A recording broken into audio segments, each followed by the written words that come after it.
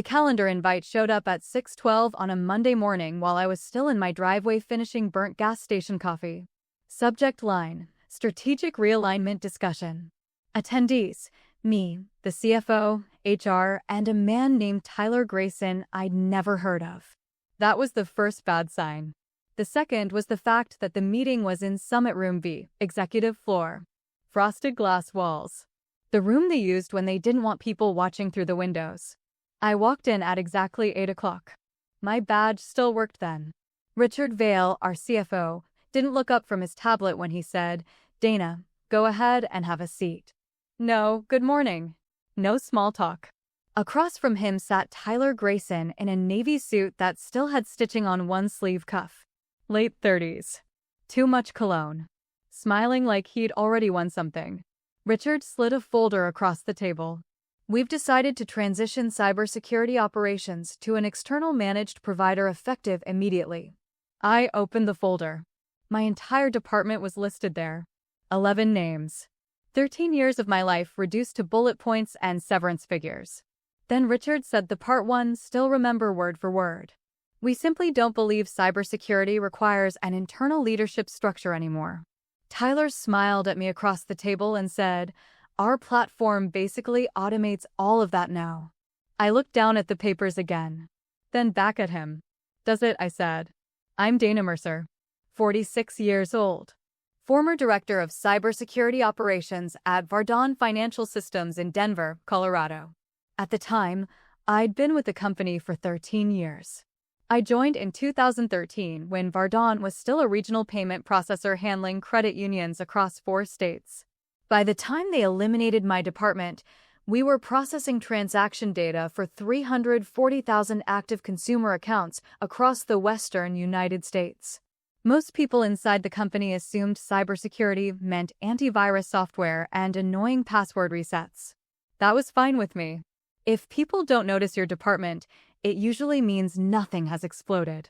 Over 13 years, my team prevented 3 ransomware attempts, stopped a credential stuffing attack that would have exposed nearly 90,000 customer records, and built an internal fraud monitoring framework that cut unauthorized transaction losses by 41% in 18 months. That system alone saved the company $6.8 million between 2019 and 2023. Not theoretically. Documented savings. Audited numbers. I also designed vTrack, our vendor access segmentation protocol. Simple concept. Any outside vendor connecting to internal systems could only access isolated environments unless manually approved through layered authentication checks. Boring. Unsexy. Extremely effective. The thing about cybersecurity is that success looks exactly like nothing happening. Nobody throws a party because customer data wasn't stolen on a Tuesday. My team worked weekends, holidays, overnight migration windows. I spent Thanksgiving of 2021 sleeping on a cot in the operations center because we were patching a 0-day vulnerability affecting our payment environment. My husband brought me leftovers in a paper container at midnight because I couldn't leave the building. Richard Vale sent a company-wide email the next morning congratulating leadership alignment across departments. My name wasn't in it. Again, fine. I wasn't there for applause. I was there because I understood exactly how fragile the infrastructure was underneath all that polished corporate branding. Most executives don't understand systems. They understand reports about systems. There's a difference. Richard Vale especially loved reports. Spreadsheets made him feel invincible.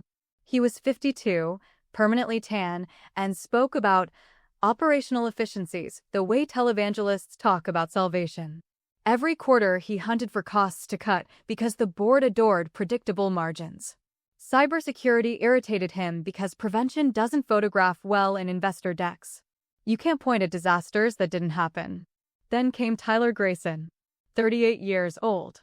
Senior Vice President of Client Optimization at Sentinel Shield Managed Security. Nephew of our CEO, Martin Keller. That connection traveled through the building before his onboarding paperwork finished processing. Apparently, Tyler had spent years in tech leadership, which sounded impressive until you spoke to him for more than 4 minutes. Our first real interaction happened during a transition meeting 3 days after the outsourcing announcement. Tyler stood at the front of conference room Juniper with a PowerPoint titled Security Modernization Roadmap. He pronounced SIEM as SIMI. Twice. My security analyst, Priya Natarajan, actually stopped typing and stared at me over her laptop. Tyler clicked to the next slide. What we're really leveraging here is an AI-driven blockchain perimeter philosophy. Silence. Not thoughtful silence. Alarmed silence. He kept going. Our system creates proactive firewall synergy through automated cloud encryption funnels. Miguel Santos from infrastructure leaned toward me and whispered, I think he built this presentation using a random buzzword generator. I took a sip of coffee to avoid smiling. Tyler noticed neither. That became a pattern. He loved talking, especially to rooms full of people who actually understood the subject matter. One afternoon, he stopped by my office carrying a notebook he never wrote in. So walk me through your VPN architecture, he said casually. Which part? The mainframe side. I looked at him for a moment. We didn't have a mainframe. We're primarily distributed cloud hybrid, I said. Right. He nodded quickly. That's what I meant. Then he said, honestly, Dana, I think companies overcomplicate cybersecurity because they want to justify headcount. Interesting thing to say to the woman whose department you're replacing. I swiveled my monitor slightly toward him. You see this dashboard? He glanced at it. Sure. Those are active intrusion attempts from the last 6 hours. He shrugged. Our platform handles that automatically. Does it? That irritated him. You could tell because he started using my name too often after that. Dana, you have to understand the future of security is agility. Dana, legacy thinking creates inefficiencies. Dana, internal teams become emotionally attached to outdated protocols. Emotionally attached. That was my favorite one. As if multi-factor authentication was my childhood teddy bear. Meanwhile, my department was being dismantled piece by piece. Priya accepted an offer in Seattle. Miguel moved to a healthcare network. 2 junior analysts got folded into infrastructure support because Richard decided dedicated security staffing was redundant under the new operational model. I spent most of my final month documenting everything. Not emotionally. Methodically. Access structures. Escalation pathways. Vendor segmentation dependencies. Incident response timing requirements. Regulatory exposure points. Third-party authentication risks. Especially third-party authentication risks. Because Sentinel Shield had problems. Real ones. The first concern appeared during a vendor review call when one of Tyler's engineers accidentally shared an unredacted internal admin panel over screen share. I noticed exposed privileged accounts immediately. No segmentation. No session isolation. And based on the visible timestamps, no meaningful credential rotation either. After the meeting, Priya closed my office door and said quietly, please tell me they're not actually getting production access. I'm trying to prevent that, I said. I initiated a formal risk assessment the same afternoon. 37 pages. Every concern documented. Weak vendor-side privilege controls. Inconsistent endpoint logging. Excessive authentication persistence windows. Shared administrative environments across multiple clients. That last one mattered most. Shared environments are cheaper. They're also how one breach becomes everybody's breach. I submitted the report to Richard Vail on February 11th at 9:14 a.m. I remember the exact time because I archived the email. He replied 43 minutes later. Appreciate the thoroughness. We should avoid getting overly theoretical during transition periods. Theoretical. I printed that email later. At the time, though, I escalated the report to the board's audit committee directly. Not dramatically. Quietly. I attached supporting evidence, vendor screenshots, compliance references, and a recommendation delaying full migration until Sentinel Shield completed remediation requirements. 3 board members acknowledged receipt. 1 thanked me for my diligence. Nothing happened. Because Tyler already had Martin Keller's support, and Martin Keller trusted Richard Vail, and Richard Vail had promised the board annual savings of $400,000 by eliminating internal cybersecurity staffing. That number became sacred. $400,000. Amazing how cheap catastrophe looks beforehand. My termination meeting happened March 3rd at 4:30 p.m. in Summit Room B. Same room. Same frosted glass. Only this time HR had added bottled water no one touched. Sandra Liu from Human Resources sat beside Richard holding a leather folder against her chest like it physically hurt to be there. Tyler was already in the room when I walked in. That surprised me. Usually replacements wait until after the body's removed. Richard folded his hands together. Dana, first let me say we appreciate your years of contribution. That sentence always means the opposite of appreciation. He continued.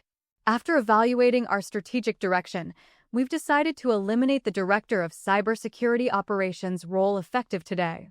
I nodded once. Sandra slid papers toward me without making eye contact. Richard kept talking. The outsourced structure provides broader scalability while reducing operational redundancy. Tyler added, honestly, this transition should be pretty seamless. I looked at him then. Really looked at him. He had no idea what was connected to what inside that company.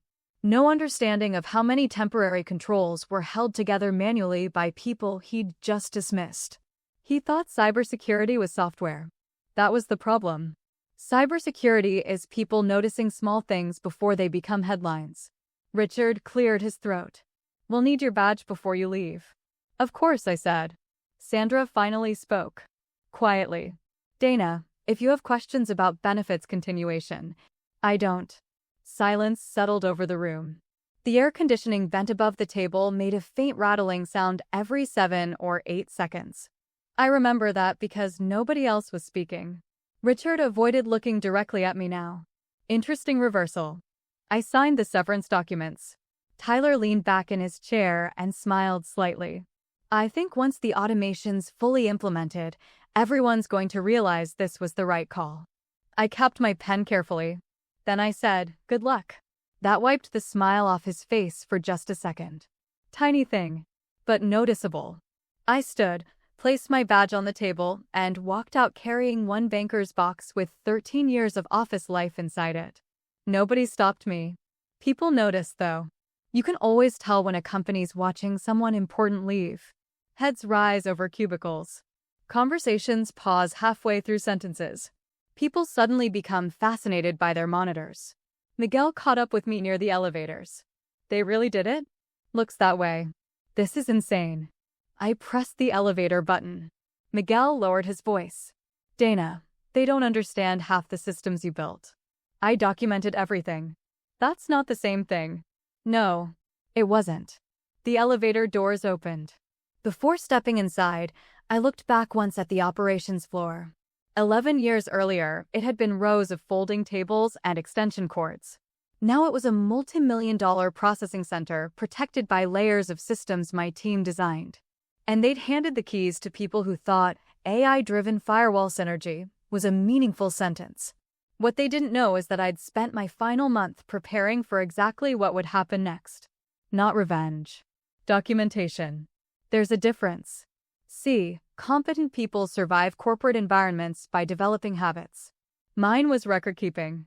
Every risk review. Every escalation. Every vendor concern. Every ignored recommendation. Timestamped. Archived. Cross-referenced. By my final week, I had assembled a complete transition library containing 72 operational documents, vendor risk analyses, regulatory exposure summaries, and incident response dependencies. Not because I intended to hurt them, because I knew they were about to hurt themselves. There's an important distinction. I also knew something Richard didn't. Sentinel Shield's contract language shifted liability in very specific ways. Buried inside Section 14.3 was a limitation clause capping direct vendor accountability under certain breach conditions if client-side recommendations weren't independently validated. Translation: if Sentinel Shield failed, Vardon would absorb most of the damage. I highlighted that section in my report. Twice.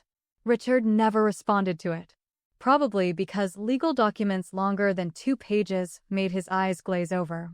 During my last week, I requested written confirmation that Vardon was accepting my documented objections regarding accelerated vendor migration timelines.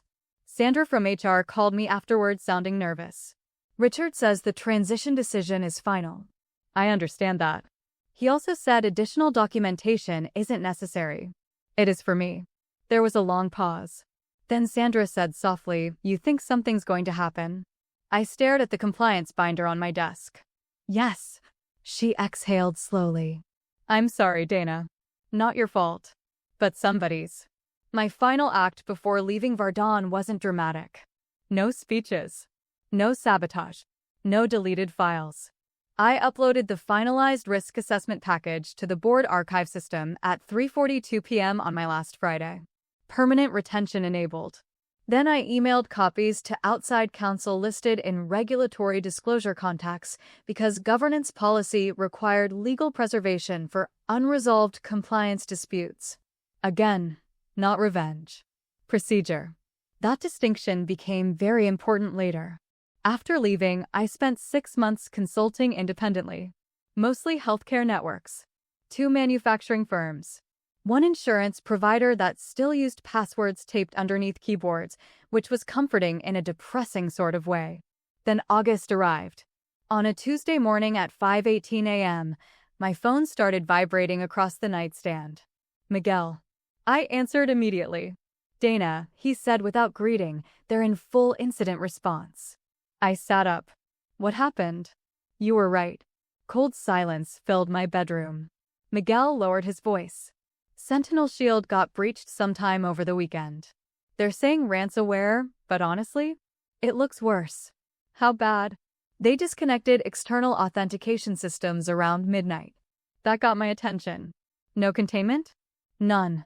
And Tyler keeps saying the environment is operationally stable, while half the network's offline." I swung my legs out of bed. "How many systems affected?" "Don't know yet." Miguel hesitated. "But Dana, customer account data's exposed. I'm hearing hundreds of thousands." I looked at the clock. 5:24 a.m. Outside, the sky was still dark. Then Miguel said the sentence that told me exactly how catastrophic things had become. "The FBI's here." By the end of the second week, the breach had stopped being an IT problem. It became a company problem, then a legal problem, then a national problem. The first public estimate was 70,000 affected accounts. 3 days later it became 180,000. Then 260. Then finally, during a disastrous Friday press briefing nobody at Vardon seemed prepared for, the real number surfaced. 340,000 customer records potentially exposed. Names. Addresses. Partial social security numbers. Transaction histories. The kind of data that ruins people's lives quietly. Vardon stock dropped 19% before lunch. Richard Vail still tried to frame it as a temporary operational disruption. That phrase made it into Bloomberg. I know because Miguel texted me the screenshot with. He's still doing spreadsheet voice. Meanwhile, Sentinel Shield's own systems were collapsing publicly. Turns out the shared administrative environment I warned about in my report allowed attackers to pivot laterally between clients after compromising a single credential set. Exactly the scenario I documented.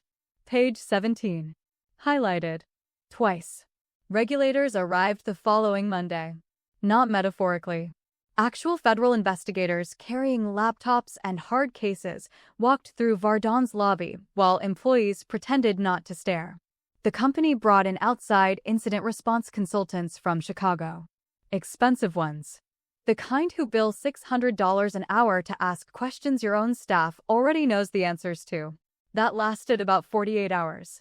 Because nobody remaining at Vardon understood how the legacy access segmentation tied into customer transaction routing. That knowledge had lived inside my department. Inside people, not software. One of the consultants apparently asked Miguel where the master security dashboard was.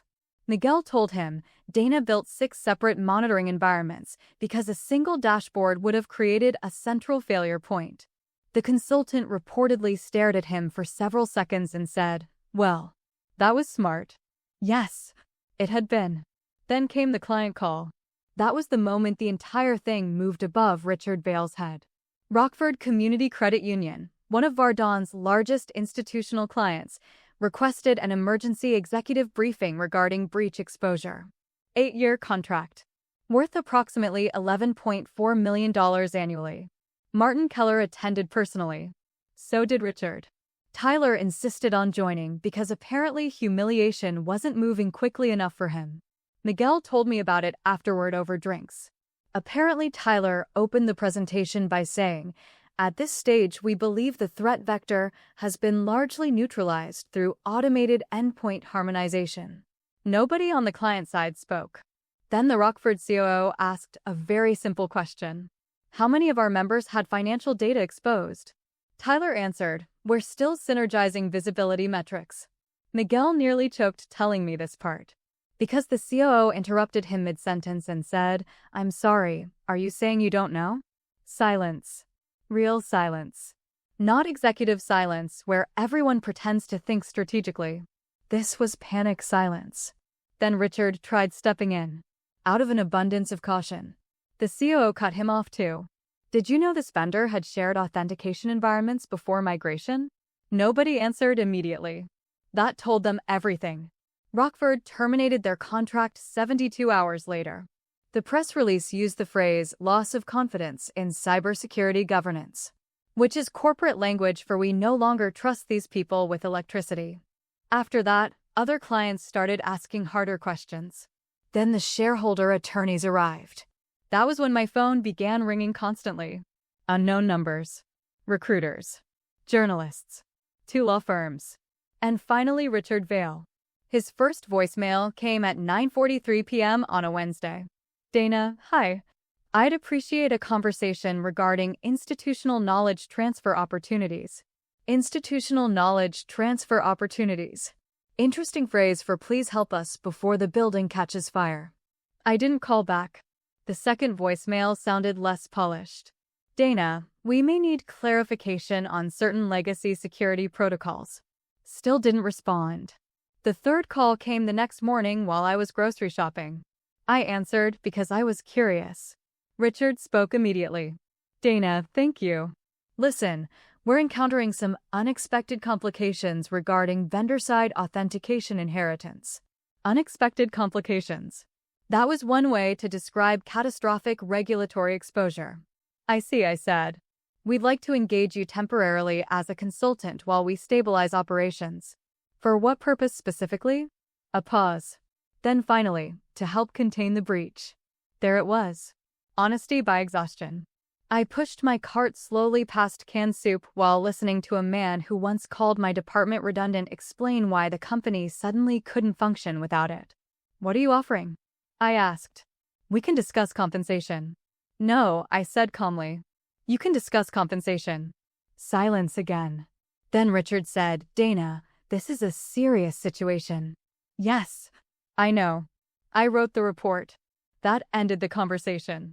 For 2 days, nobody called. Then Thursday morning arrived.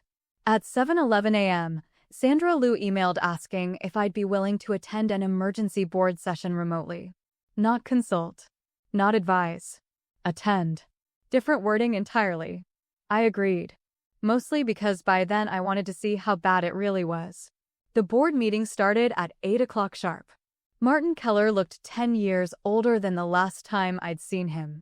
Richard's tan had faded into something gray and unhealthy. Tyler appeared on camera from what looked like a hotel conference room wearing the same expression people have after minor car accidents. One board member spoke first. "Dana, thank you for joining us." I nodded once. Another director leaned forward. "We've reviewed the risk assessment documents you submitted in February." Of course they had. Because now those documents mattered. The director continued carefully. "Your concerns appear to align precisely with the breach pathway identified by investigators." Richard stared at the table. Tyler avoided the camera entirely. Then Martin finally spoke. "What would it take to stabilize this situation?" Straight to the point. I appreciated that. I folded my hands together. "You don't have a technology failure," I said. "You have a governance failure." Nobody interrupted. "You outsourced operational authority without validating security controls. You eliminated institutional oversight before transition completion. And you ignored documented vendor risk escalation because the projected savings looked attractive during quarterly reporting." Richard opened his mouth. I continued before he could speak. "You saved $400,000. Silence. Then I added, "How's that going?" Nobody spoke for several seconds. Finally, Martin exhaled slowly. "What would you recommend?" I answered immediately. "Terminate Sentinel Shield access. Rebuild internal cybersecurity operations. Restore segmented authentication controls. Conduct independent forensic validation across all customer environments. And notify regulators before they discover additional exposure themselves." One board member asked quietly, "Can you lead that?" "Yes." Tyler finally looked up. Then he made the mistake that ended whatever credibility he had left. "Well, hold on," he said defensively. "There were a lot of moving pieces here, and hindsight creates unfair narratives around modernization initiatives." A board member interrupted him sharply. "Mr. Grayson, did Ms. Mercer warn this company about the exact vulnerability that caused this breach?" Tyler swallowed. "Yes, but that's enough." And just like that, he was finished. Not fired. Worse. Dismissed. There's a difference. The formal offer arrived the next day. Interim Chief Information Security Officer. Base compensation, $480,000 annually. Nearly triple my previous salary. Executive equity package. 2-year guaranteed contract.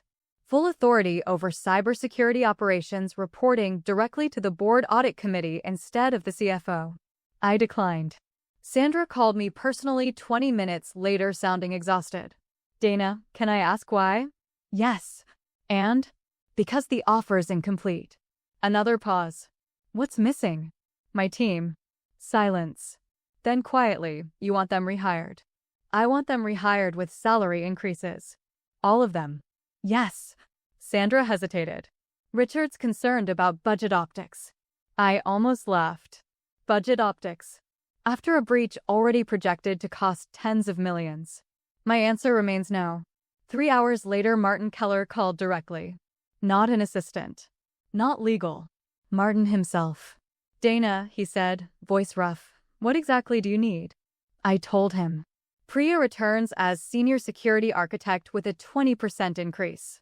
Miguel becomes director of infrastructure defense. Every displaced analyst receives reinstatement offers with retention bonuses. Martin was quiet. Then, done. There's more. Of course there was.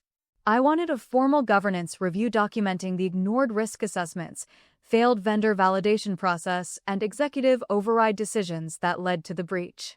That finally triggered resistance. Richard spoke up immediately during the next conference call. That level of documentation creates liability exposure. I looked directly at him through the screen. The liability already exists. This could damage leadership credibility. It should. Another silence. Then Richard said carefully, "Dana, surely we can move forward collaboratively without assigning blame." That word. Collaboratively. Corporate language for please stop describing what happened accurately. "No," I said. Flat. Calm. No remediation process works without accountability. Richard's jaw tightened. Martin rubbed his forehead for several seconds. Then finally he said, "Approve her conditions." Richard started to object. Martin cut him off. "Approve them." And that was that. I walked back into Vardon Financial Systems 16 days after the breach became public. Same lobby. Same security desk. Different badge. Chief Information Security Officer. The receptionist actually looked relieved when she saw me. So did half the operations floor. People weren't smiling exactly. More like exhaling. Crisis changes office energy. Everything becomes quieter. Faster. More honest. Miguel met me near the operations center entrance. "You came back." "You sounded surprised." "A little." He looked exhausted. Dark circles under his eyes. Same wrinkled hoodie from the old overnight patch weekends. Then he grinned slightly. "Tyler got banned from touching production systems." "That seems wise." Miguel laughed for the first time in weeks. The operations center looked worse than I expected. Whiteboards covered in handwritten containment steps. Consultants sleeping in chairs. Half-empty energy drink cans everywhere. One wall monitor displayed active regulatory requests in a scrolling queue. 37 open investigations. Impressive, in a horrifying sort of way. Then Priya appeared from behind a workstation holding a tablet against her chest. For 1 second, she just stared at me. "You actually did it," she said softly. "No," I replied. "We are." That mattered. Because despite everything, I wasn't there to punish the company. I was there to rebuild it. There's a difference there too. My first executive meeting as CISO happened at 10 a.m. Richard Vail attended. So did Tyler. Interesting seating arrangement, though. Richard was no longer at the head of the table. And Tyler didn't speak unless directly asked questions. Power shifts are rarely dramatic. Usually they're geometric. Tiny angles changing everything underneath them. I opened the meeting with a single slide. Operational recovery requires structural honesty. Then I outlined the next 90 days. Immediate vendor isolation. Mandatory independent security validation. Reconstruction of internal monitoring teams. Board-level incident transparency. No executive override authority on security containment decisions. Richard interrupted carefully. Wouldn't that potentially slow operational agility? No, I said. It slows negligence. Nobody disagreed. Not even Tyler. Especially not Tyler. 6 months later, Vardon Financial Systems looked completely different. So did I, probably. The breach ultimately cost the company $28.4 million between regulatory penalties, legal settlements, forensic remediation, customer notification programs, and contract losses. $28.4 million. To save $400,000. The shareholder lawsuit used my original February risk assessment as Exhibit A. Page 17 appeared in multiple filings. Highlighted. Twice. I testified as part of the governance review process 3 months later. Short testimony. Factual. Boring, honestly. Truth usually is. By then the company had rebuilt the entire cybersecurity division internally. Priya became one of the most respected security architects in the region after redesigning Vardon's authentication environment from the ground up. Nigel built a new infrastructure defense center that reduced external threat response time from 23 minutes to under 4. 3 former junior analysts returned too. All promoted. Turns out people work harder for leaders who fight to bring them back. We also implemented mandatory third-party validation controls requiring independent penetration testing before any vendor received production-level access. Simple rule. Trust requires evidence now. Funny how expensive that lesson became. As for Richard Vail, he remained CFO. Technically. But cybersecurity authority was permanently removed from his operational oversight. Every major security decision now required direct audit committee review with my sign-off attached. Richard became very careful around me after that. Polite. Controlled. Slightly afraid. Which, honestly, was healthier for everyone. Tyler lasted another 8 months in a strategic advisory role that appeared to involve attending meetings and speaking less frequently. Eventually, he left quietly. No dramatic firing. No public humiliation. Just a gradual disappearance from organizational charts. Real life usually works that way. The strange part is that I don't actually hate either of them. That surprises people sometimes. But hatred requires emotional energy, and I'd rather spend mine building competent teams. Besides, the consequences already happened. Nothing I could have said would have been harsher than reality itself. My life improved too. Not just professionally. For the first time in years, I stopped sleeping beside my phone every night. I started taking weekends off occasionally. My husband and I spent an entire Thanksgiving at home without me patching emergency vulnerabilities from a folding chair. Small things. Important things. One evening, about 7 months after returning, I stayed late finishing board materials.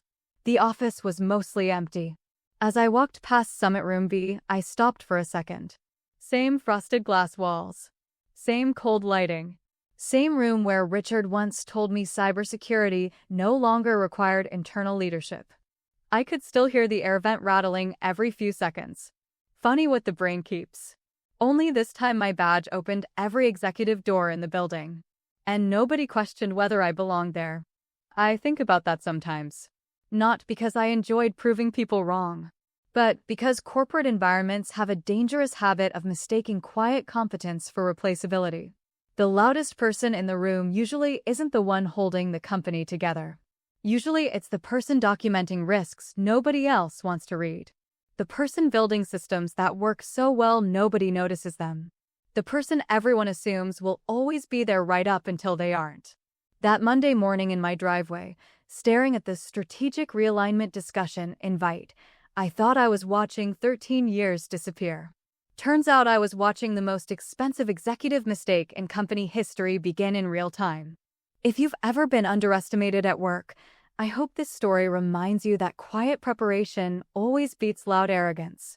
If this resonated, like and subscribe. I share stories like this every week. And remember, the people calling your work redundant are usually the ones who never understood it in the first place.